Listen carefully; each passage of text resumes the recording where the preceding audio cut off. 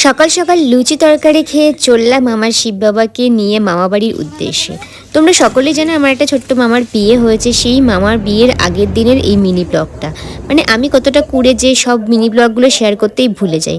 সন্ধ্যাবেলা চাটা খেয়ে আমরা সবাই মিলে একটু গল্প করে দাদু দিদার সাথে মামাবাড়িতে, তারপর চলে গেলাম সেই ছোট্ট মামার বাড়িতে যেখানে বিয়ে হচ্ছিল। আর গিয়ে দেখলাম ছাদের উপর সবাই মিলে একটা গোল মিটিং হচ্ছে, আমরাও জয়েন করে ফেললাম। আর আমি যেহেতু আমার মামার বাড়ির একদম বড় নাতনি, তাই সবার থেকে একটু বেশি আদুরে। তোমরা এর আগে মিনি ব্লগে দেখেছিলে যে আমার মাসি কতটা আমাকে আদর করছিল, কিন্তু আদর করার পরে একটা বিশাল বড় দায়িত্ব দিয়ে দিল মাসি। বলল যে তত্ত্বগুলো এবার সাজা, কারণ সকালবেলায় তত্ত্বগুলো গায়ে হলুদের সাথে যাবে। তাই আমি আমার ভাই বোন মামা মাসি সবাইকে নিয়ে বসে পড়লাম একসাথে তত্ত্ব সাজাতে।